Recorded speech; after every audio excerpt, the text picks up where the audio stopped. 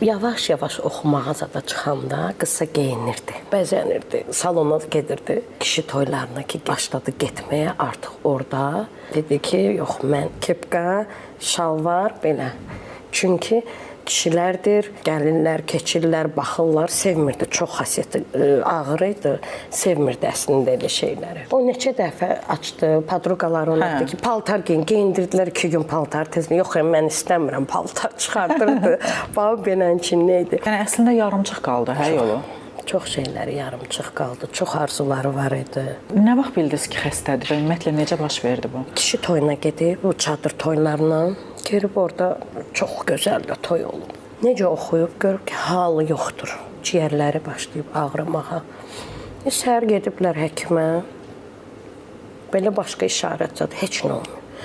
Gediblər analiz, qan, bu UZI aparat, bütün metastaz. Yəni bir gün içində kimin təxmini 22-də düşmüşdü 48 kiloya. Onu necə yaşadım mən bilmirəm. Demirdi ki bizə. Bilmirdi? Yox. Bizdə onun yaxın bir dostu var, ondan bildik. Bacımdan getdik biz xəstəxanaya. Həkim dedi ki, bacısısınız, deyirik, hə. Və hardasınız siz?